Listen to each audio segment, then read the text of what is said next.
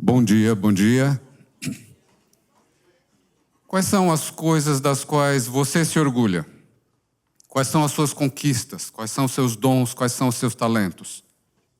Você já viu alguém que tem uma voz maravilhosa, mas que não consegue cantar? Porque não se imbui do poder que tem, do dom que tem? Não funciona, não vai, né? Não canta. É importante a gente lembrar que Deus nos deu dons e talentos, porque são esses dons e esses talentos que vão nos levar a sucesso em determinadas áreas. Então podemos celebrar e podemos agradecer a Deus por isso. Outras pessoas vão ter sucesso em outras áreas diferentes. E aí está a beleza da comunidade, porque na comunidade nós unimos dons e talentos com sucesso que foram dados por Deus.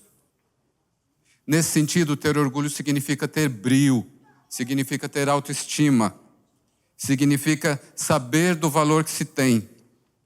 Tem que ver com empoderamento. Sabe, uma pessoa que não sabe o valor que tem, vive como alguém que não tem valor.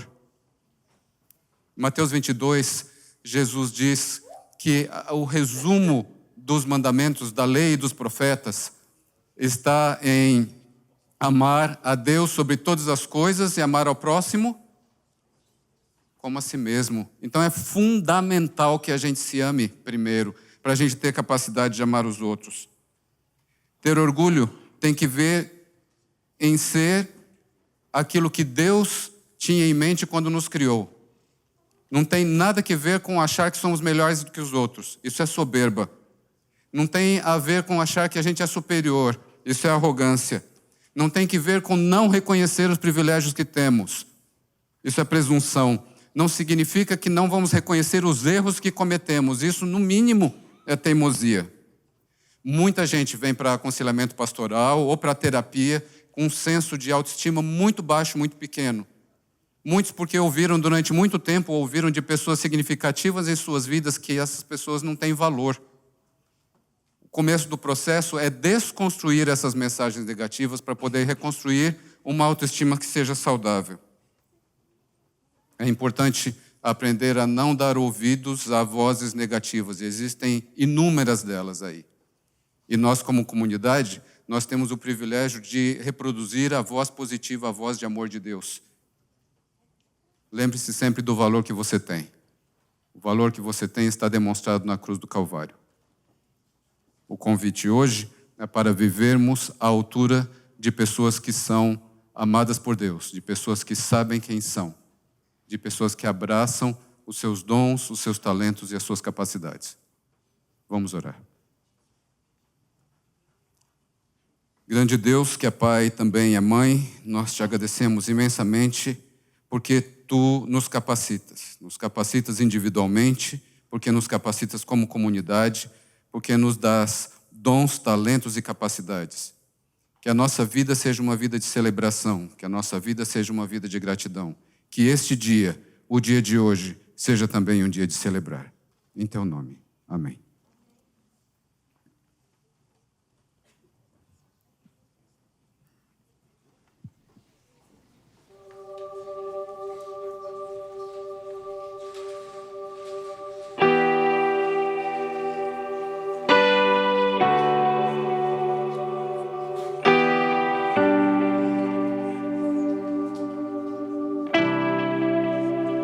Bendito seja o nome daquele que tudo fez, que nos constituiu a sua imagem e semelhança.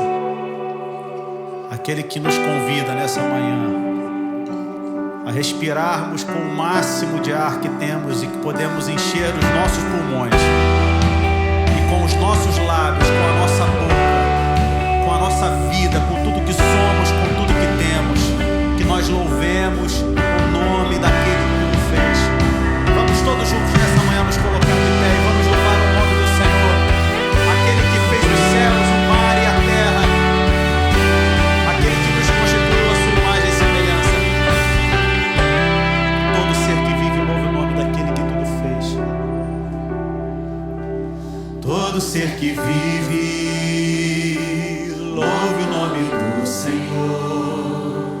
Toda criatura se derrame aos seus pés, ao som da sua voz.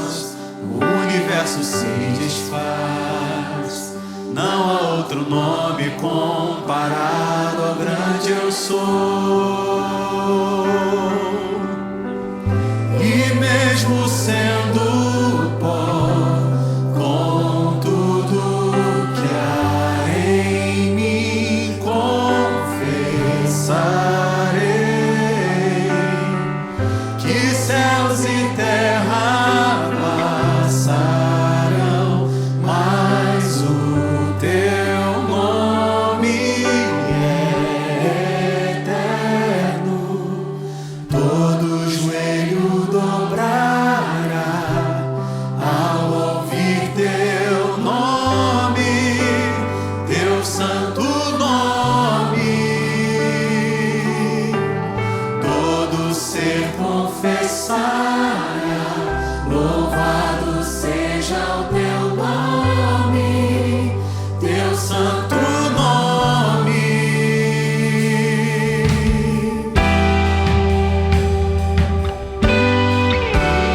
Que toda criatura se derrame diante daquele que tudo fez nessa manhã.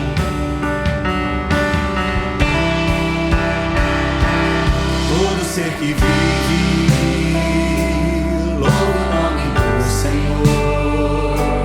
Toda criatura se derrame aos seus pés. Ao som da sua voz. Ao som da sua voz, o universo se desfaz. Não há outro nome comparado ao grande eu sou.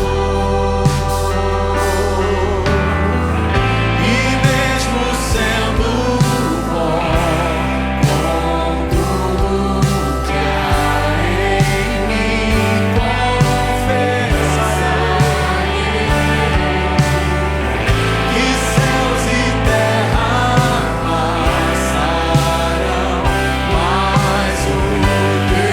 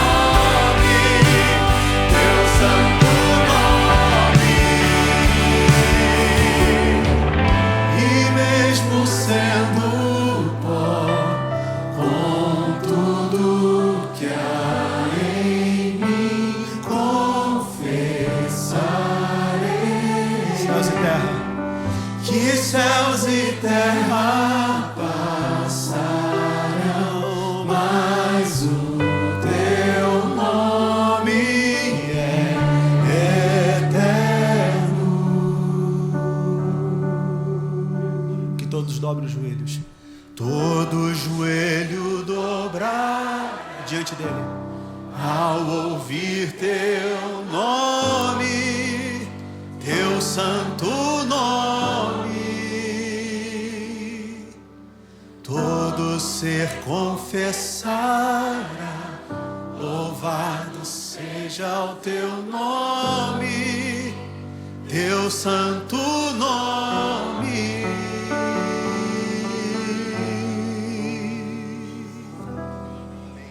Bendito seja aquele que tudo fez, aquele que nos constituiu a sua imagem e semelhança, aquele que diz a mim e a você: bem-aventurado é aquele que observa a lei do Senhor, que observa os ditames do Senhor Jesus Cristo, mas para muito além da lei, consegue entender que a graça e a salvação vem também pelos méritos de Jesus Cristo.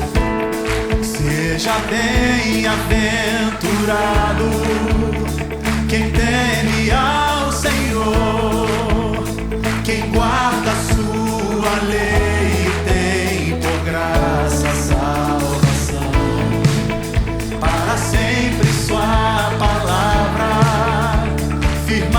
está no céu, de geração em geração Ele é fiel. E o seu amor dura para sempre.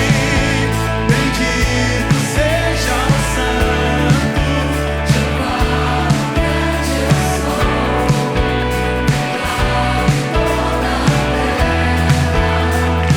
Ele é o Senhor, pra sempre adoraremos,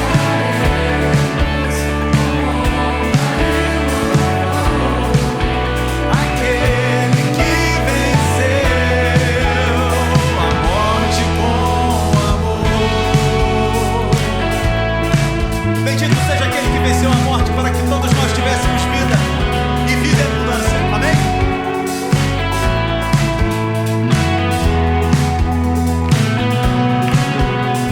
O Senhor é Deus. O Senhor é Deus. Foi Ele quem nos fez. Somos o seu povo e Ele reina. Pelas portas entraremos com hinos de louvor, rendendo graças ao nome do Senhor. Pois seu louvor é para sempre, dura para sempre. Bendito seja o Santo Jeová, grande eu sou, declaro toda a terra. Ele é o Senhor, para sempre adoraremos,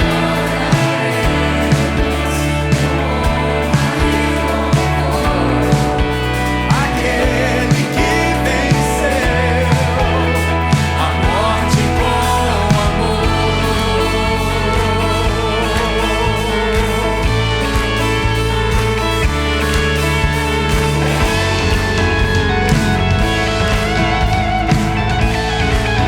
Louvemos todos juntos. Bendito seja o nome do Senhor. Bendito. Bendito seja o Santo. Quero ver você. Grande eu sou, declaro toda a terra. É o Senhor. Que Ele é o Senhor, pra sempre adoraremos, com honra e louvor, aquele que venceu a morte com amor. Bendito seja o Santo Jeová, o grande eu sou, declare toda a terra. É o Senhor, Ele é o Senhor, pra sempre adoraremos, com honra e louvor, aquele que venceu a morte com amor. Pra sempre, com honra e louvor, aquele que venceu a morte com amor.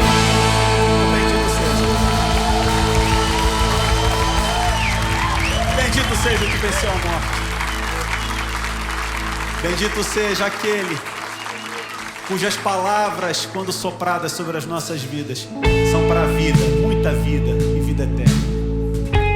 Certa vez, ao serem indagados a respeito dos motivos pelos quais eles deveriam permanecer ou não diante de Jesus, os discípulos, representados ali por Pedro, disseram para Jesus: Senhor, para onde nós iremos? Porque só o Senhor tem as palavras da vida eterna. Só o Senhor. Para onde iremos nós? Só tu tens as palavras. Só tu tens a vida eterna. Para onde iremos nós? Só tu tens.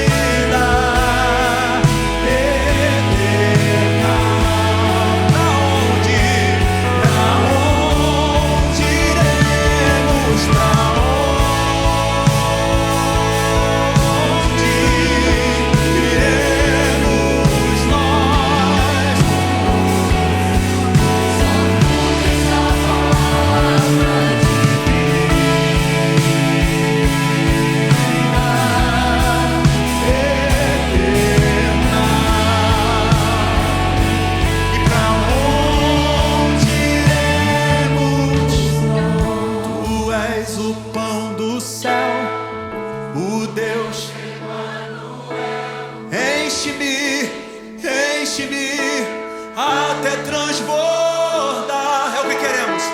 Tu és o pão do céu. Sacia, Senhor. Enche-me, enche-me até transbordar. Tu és o pão do céu, o Deus Emanuel. Enche-me, enche-me até transbordar. Tu és o pão do céu, o Deus Emanuel. Enche-me, enche-me até transbordar. Onde iremos nós? Só tu tens a palavra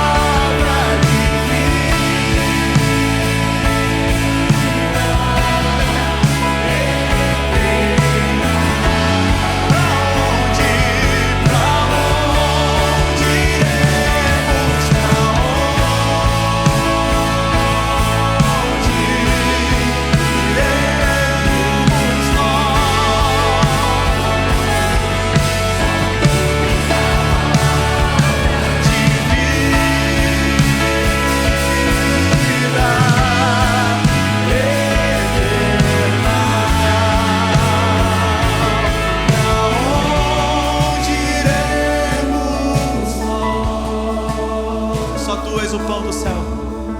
Tu és o pão do céu. Deus conosco.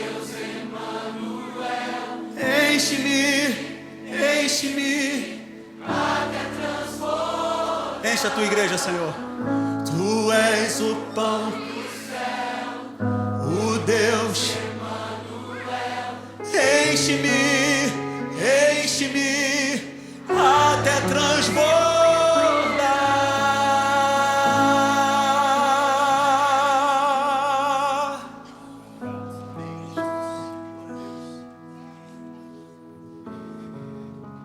Eterno nosso Pai, eterno nosso Rei. Que linda música acabamos de cantar.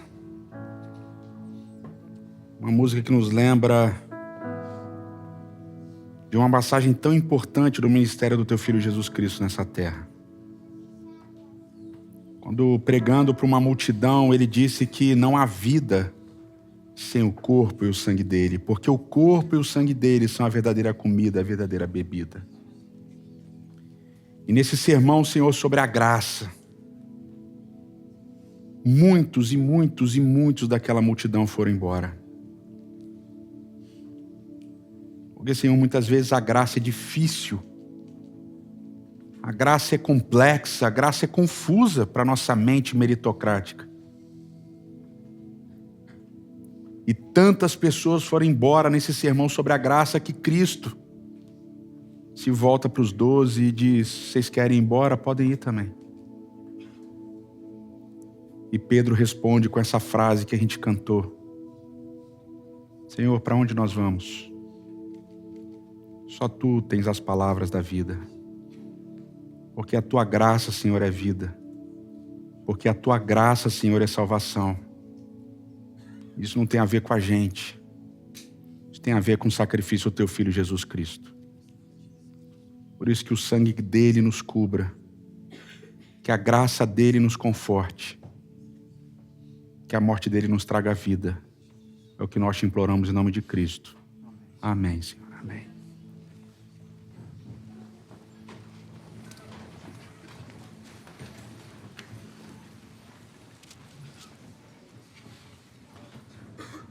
Bom dia, bom sábado. Muito bom receber vocês aqui. A gente está na série O Peixe e o Verme, uma série falando sobre o livro de Jonas. E a gente viu semana passada como o livro de Jonas tem uma série de camadas interessantes, de relações interessantes. E a gente viu que Deus chama Jonas, esse profeta, filho de Amitai, e ordena que Jonas vá a uma cidade, vá até Nínive para pregar misericórdia e salvação para aquela cidade. E nessa resposta nada convencional, uma resposta única na Bíblia, Jonas resolve fugir de Deus. E ele acha que fugindo de Deus e descendo no fundo de um barco na direção oposta daquela que Deus tinha mandado, ele ia conseguir se esconder de Deus. Ele ia conseguir rejeitar o chamado de Deus e fugir da missão de ser a boca de Deus. Mas aí então vem a tempestade e Jonas, ao invés de acalmar a tempestade dizendo, olha, eu vou obedecer o que Deus mandou, Jonas prefere morrer. Prefere ser lançado no mar e morrer. Mas aí então Deus intervém. E de uma maneira que mistura graça e ao mesmo tempo uma imposição, Deus fala, você quer morrer? Mas morrer você não vai. E ele manda o peixe, então o peixe engole Jonas. Então Deus salva Jonas da morte. E aí vem o capítulo 2. E o capítulo 2 foi um capítulo que eu tive que me segurar para preparar aqui para vocês, porque é uma oração que está em forma de poema. E eu amo poesia bíblica, e aí eu tive que segurar meu ímpeto de sair explicando um monte de coisas técnicas aqui para vocês e cansar vocês com um monte de detalhezinhos. Mas é um poema muito rico, é muito pequeno, mas ele é muito interessante, tem muita coisa bonita acontecendo aqui em Jonas 2. Mas tem muitas incongruências também, tem muitas coisas estranhas acontecendo aqui em Jonas. E talvez a primeira delas que salte aos olhos é a independência do capítulo 2 em relação a todo o resto do livro de Jonas. Jonas está escrito em forma de narrativa. Como eu disse, uma narrativa não convencional. A narrativa de Jonas é cheia de aramaísmos, ou seja, de palavras importadas, estrangeiras, ali do aramaico e de outras nações também, não só aramaísmos. E se você lê a história de Jonas e você tirar o capítulo 2, o verso 2 até o 9, nada vai fazer falta, porque a narrativa segue normal e o poema não faz diferença. Então, por exemplo, se você ler lá, capítulo 1, verso 17, diz: preparou o Senhor um grande peixe para que tragasse a Jonas, e Jonas esteve 3 dias e 3 noites no ventre do peixe. Então Jonas, do ventre do peixe, orou ao Senhor, seu Deus. Verso 10, falou, pois, o Senhor ao peixe, e este vomitou Jonas na terra.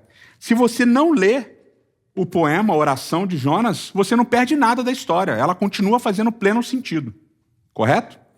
E se você lê o poema sozinho, do capítulo 2, verso 2 até o 9, ele também continua fazendo sentido sozinho. Porque não tem nenhuma referência dentro do poema, dentro da oração, ao que estava acontecendo com Jonas, o que é tremendamente estranho. A gente tem algumas passagens na Bíblia onde há uma narrativa, e logo na sequência da narrativa há uma poesia, um poema, ou uma oração, ou um cântico. E muitas vezes esse poema e essa narrativa, eles conversam, na verdade, todas as vezes. Então, um exemplo talvez clássico seja o Mar Vermelho. No capítulo 14 de Êxodo, você tem o episódio do Mar Vermelho, o povo atravessa, quando o faraó vai atravessar, as águas engolem o faraó, e aí você tem o cântico de Miriam e depois uma partezinha ali de Moisés também cantando. Mas quando você lê esse cântico, esse poema, você percebe que existe um grande número de passagens do poema que tem a ver com a narrativa que precede o poema. Um outro texto, talvez não tão conhecido, mas que eu gosto bastante, é Juízes, capítulo 4 e capítulo 5. No capítulo 4, Deus levanta uma juíza, uma profetisa, Débora, e Débora fala para o povo de Israel sair para uma guerra, que Deus vai dar a vitória contra o rei Jabim, contra o general Císera, e o povo sai, e a vitória é dada, etc. e tal. E no capítulo 5 há um poema, e nesse poema há a celebração da vitória que aconteceu no capítulo 4. Então você tem uma série de passagens do poema que se relacionam com a narrativa.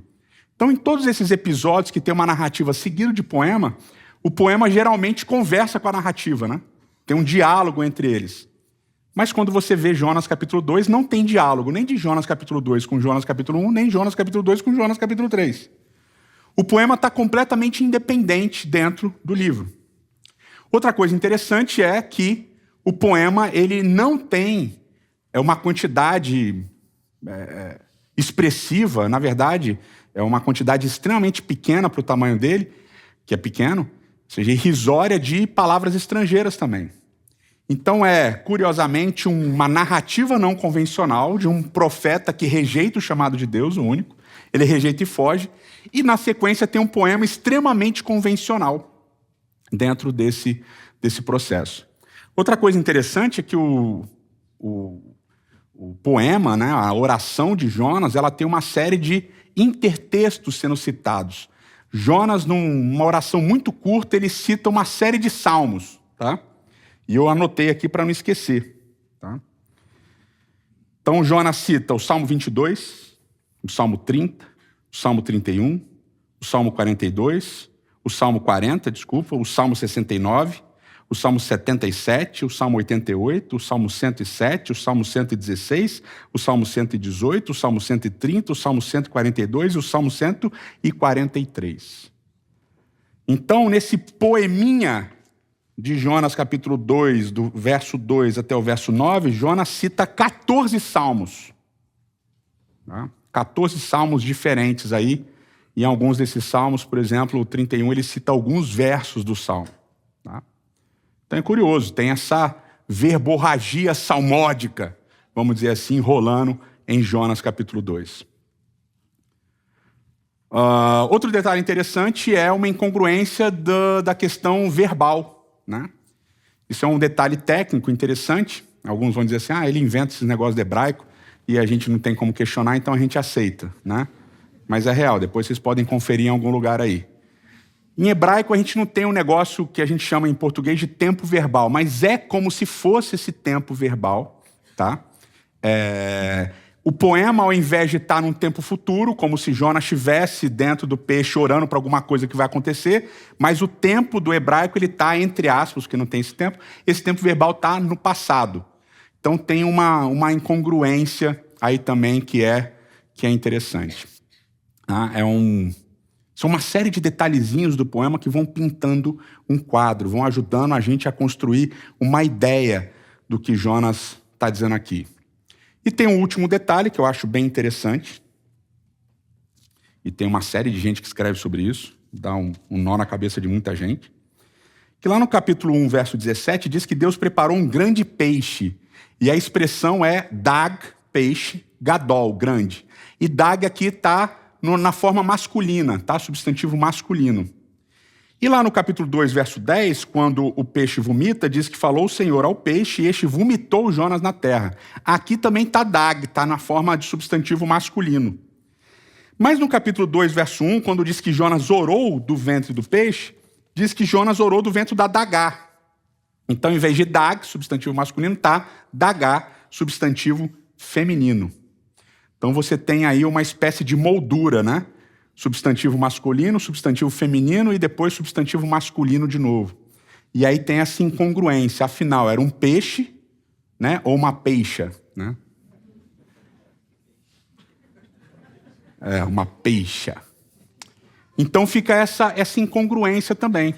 E a gente tem um último detalhe que talvez seja extremamente interessante, que passa desapercebido para a maior parte de nós. Um desses detalhes eu mencionei semana passada, mas tem o fechamento dele, a moldura, né? A moldura da oração, a moldura do poema de Jonas é muito curiosa, porque diz que Deus enviou o peixe e o peixe engoliu Jonas. E vocês lembram que eu falei semana passada que esse engolir é negativo.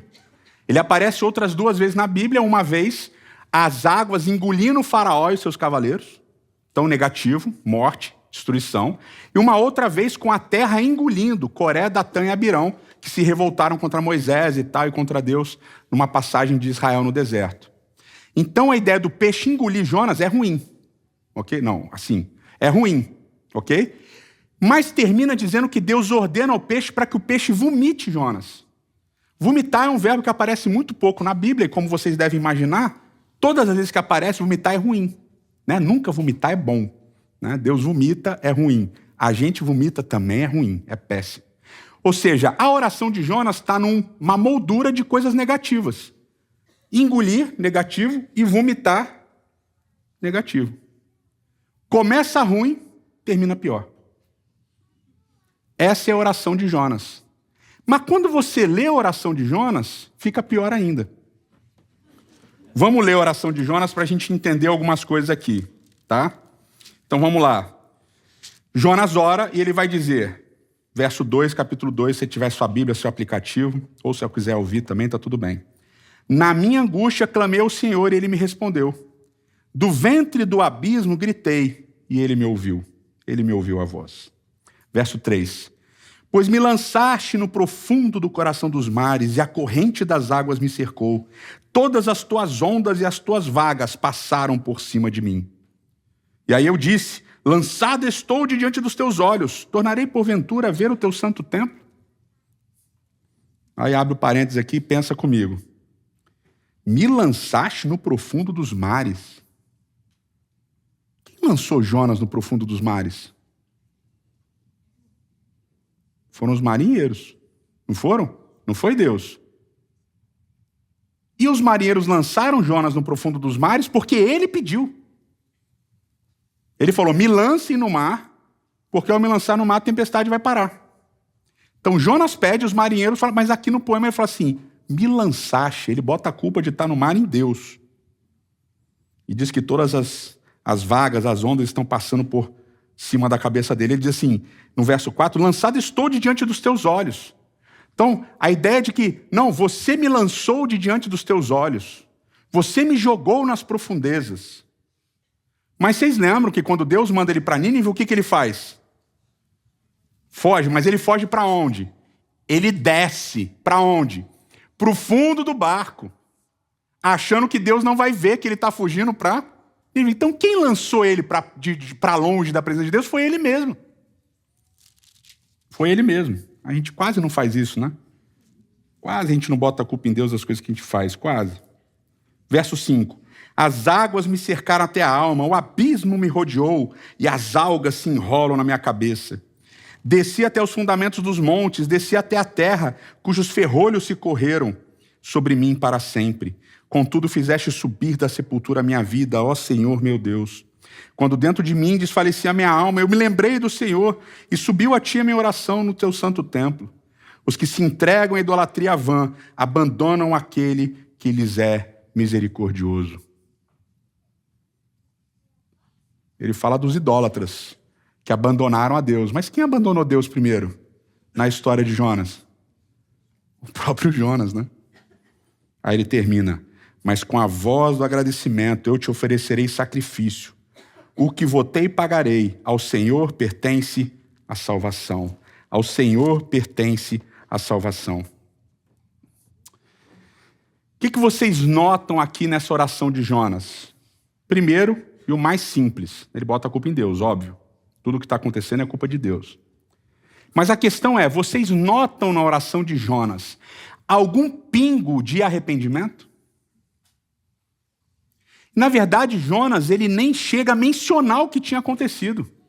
Ele nem menciona que ele estava fugindo, ele nem menciona que foi por causa da fuga dele que veio a tempestade, ele nem menciona que ele está desobedecendo, ele não menciona uma série de coisas. E não se arrepende. Em nenhum momento ele pede perdão pelo que ele fez. Não só joga a culpa em Deus, como não se arrepende daquilo que ele fez. E são detalhes assim curiosos na construção dessa oração, desse poema, que você começa a ligar, que você começa a perceber. Epa, pera lá. Não é tão positivo o negócio assim como a gente estava pensando. Essa oração de Jonas parece mais um diálogo de Jonas dizendo assim para Deus: Senhor, olha quantos salmos eu sei. Olha como eu oro bonito. E é o seguinte, se você me livrar daqui, eu vou oferecer sacrifícios ao templo. Sacrifícios a ti lá no templo. Jonas não menciona que ele fugiu, Jonas não menciona que ele foi para Nínive, que ele fugiu de Nínive, para Tarsis ao invés de Nínive. Jonas basicamente diz o seguinte: Senhor, se o Senhor me livrar daqui, eu vou fazer o que eu quero, mas não vou fazer o que você quer, porque para Nínive eu não vou. Se você me tirar aqui da barriga do peixe, do grande peixe, ou da peixa, né? Vai saber. Eu até vou no templo oferecer sacrifício, mas para Nínive eu não vou. Te obedecer, eu não vou. Eu vou fazer a minha vontade. Parece que Jonas está barganhando com Deus. Se você me libertar, se você me salvar, eu vou fazer o sacrifício que eu quero fazer, não o que o Senhor pediu para eu fazer.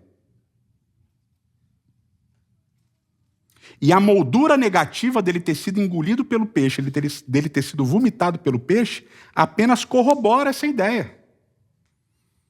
Então a oração de Jonas, ao invés do que muitos de nós que crescemos ouvindo essa história nas nossas escolas, né? Dominical, sabatina e tal, a gente cresce ouvindo, olha, Jonas orou da barriga do peixe, Deus ouviu e tal, papapá. Mas na verdade é uma péssima oração. É Jonas tentando barganhar com Deus uma parada quando Deus tinha mandado ele fazer outra. E aí vem a cereja do bolo, que na verdade são duas cerejas do bolo. A primeira é, Deus fala para Jonas no capítulo 1, Jonas, vai para Nínive pregar. Jonas foge. Deus salva Jonas. Primeiro, com o peixe engolindo Jonas. Depois, com o peixe vomitando Jonas. Deus salva Jonas 2 vezes. Essa é a primeira cereja. Deus salva Jonas 2 vezes. E aí depois que Jonas é vomitado, Deus aparece para Jonas e fala assim, Jonas, capítulo 3, primeiros versos do capítulo 3. Veio a palavra do Senhor uma segunda vez a Jonas, dizendo, Jonas, filho de Amitai, dispõe-te e vai à grande cidade de Nínive e proclama contra ela a mensagem que eu te digo. Veio uma segunda vez a palavra do Senhor a Jonas, filho de Amitai, e disse, Jonas, vai para Nínive. Primeira cereja do bolo, Deus salva Jonas 2 vezes. Segunda cereja do bolo, Jonas, vai para Nínive pregar. Eu não quero você no templo. Eu não quero você no santuário oferecendo sacrifício. Eu não quero você fazendo o que você acha que você deve fazer. Eu quero você fazendo o que eu te mandei fazer. E o que eu te mandei fazer é ir pregar para Nínive. É ir falar de graça e misericórdia para Nínive. É isso que eu quero. Deus salva Jonas 2 vezes. E Deus dá a Jonas uma segunda oportunidade de cumprir aquilo que ele tinha ordenado que Jonas cumprisse. Quando Deus chama Jonas, Jonas corre para longe. Mas Deus é o Deus das segundas oportunidades, das segundas chances. E depois de salvar Jonas 2 vezes, Deus fala para Jonas, agora eu quero que você vá para onde eu te mandei ir. E diz o texto bíblico, capítulo 3, que Jonas levantou e foi. Tem várias conclusões que a gente pode tirar dessa história que são importantes para a gente. Primeiro é a gente entender que não importa para onde a gente tente fugir de Deus, não importa o quanto a gente tente se esconder de Deus, ou para quão longe a gente acha que consiga ir de Deus, Ele vai nos achar. E Ele vai nos dar segundas chances. E apesar da nossa fuga, e apesar dos nossos maus intentos, e apesar das nossas tentativas de barganhar com Deus, Ele vai continuar sendo misericordioso conosco.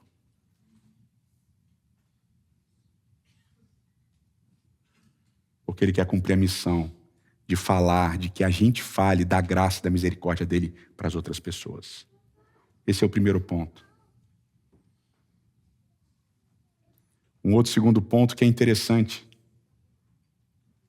é que não importa a nossa erudição, não importa o quanto a gente saiba da Bíblia, quanto a gente cite a Bíblia belamente, com textos decorados. Jonas estava na barriga do peixe.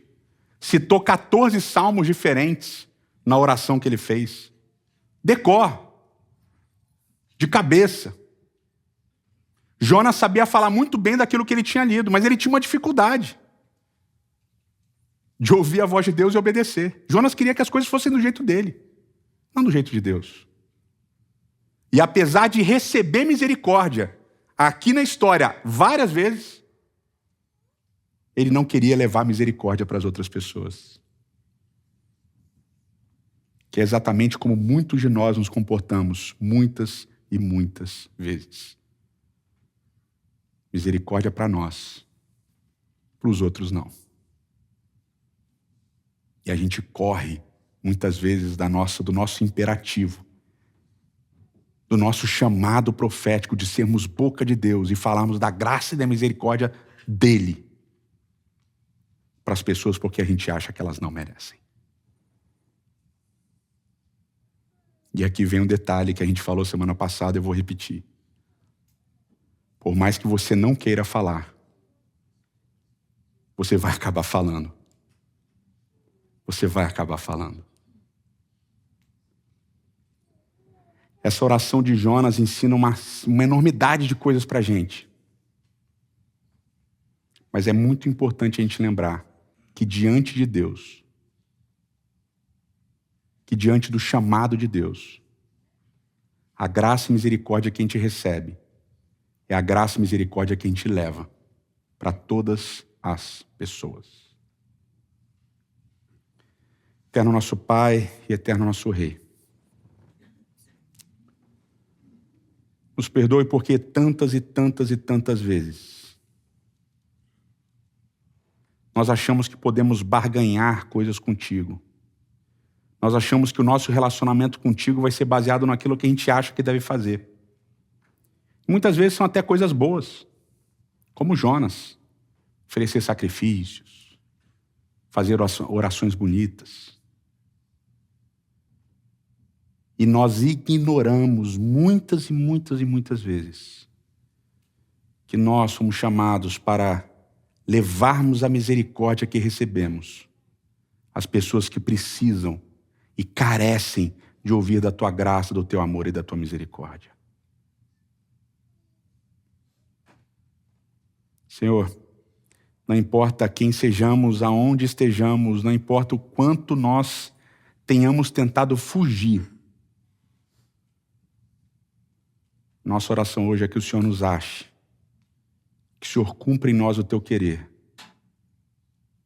e que nós, ao invés de corrermos de ti, possamos correr para ti, para os teus braços, para que na nossa fraqueza, para que na nossa busca por meritocracia, nós possamos aceitar a tua graça e espalhar a tua graça para todos os cantos, para todos os povos, para todas as raças, para todas as tribos, para todas as línguas, para todas as nações, até que Cristo volte a essa terra.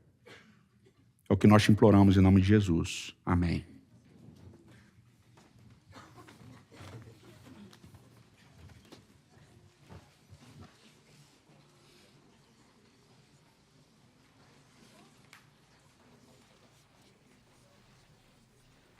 Eu corro de mim. Eu corro para encontrar ou inventar minha própria imagem.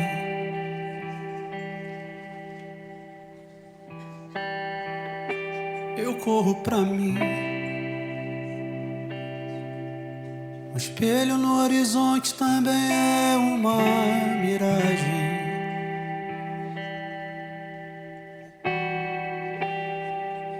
De mim para mim, eu parto pra mim mesmo, ainda me perco mais. Do fim para o fim, eu perco pra mim mesmo, ainda me parto mais. Eu sei beber minhas próprias lágrimas não mata minha sede. Se eu me lançar ao mar, não serei peixe em minha rede. Viver só pros meus sonhos não me deixará dormir.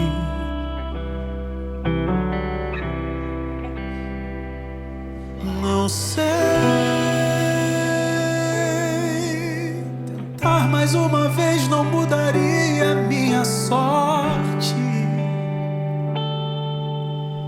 Saber que eu sou fraco pode me fazer mais forte. Eu paro e descubro que voltar é prosseguir. Eu corro pra ti.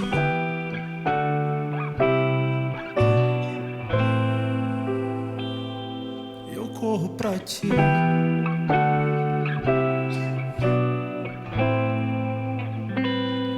Eu corro de mim. Eu corro pra encontrar ou inventar minha própria imagem.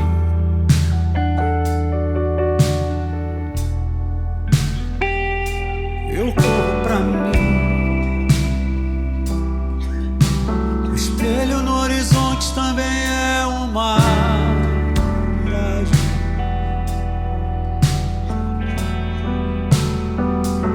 De mim para mim, eu parto pra mim mesmo e ainda me perco mais. Do fim para o fim, eu perco pra mim mesmo e ainda me parto mais.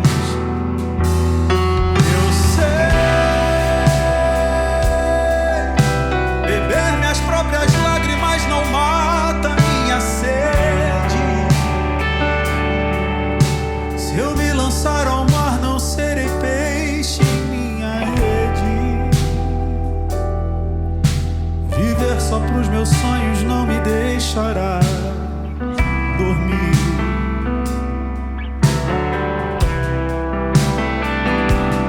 Não sei, tentar mais uma vez não mudaria minha sorte. Saber que eu sou fraco pode me fazer mais forte. Eu paro e descubro que voltar é prosseguir.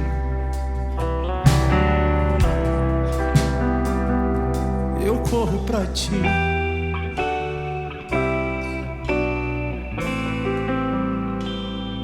Eu corro pra ti.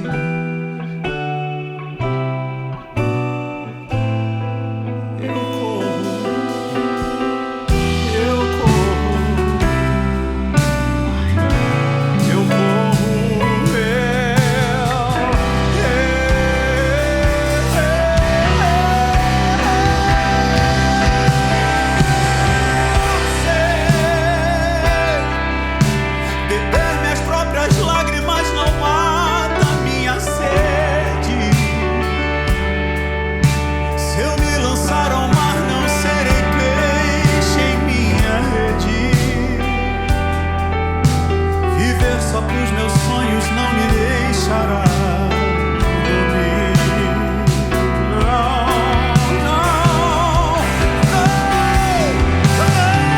Não sei. Tentar mais uma vez não mudaria minha sorte. Saber que eu sou fraco pode me fazer mais forte.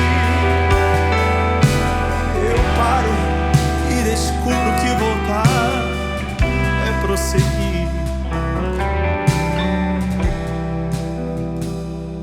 Eu corro pra ti.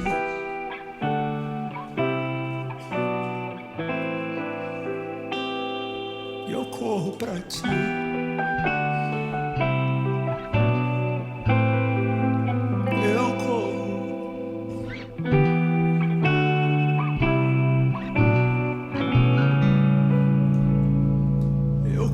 Pra ti.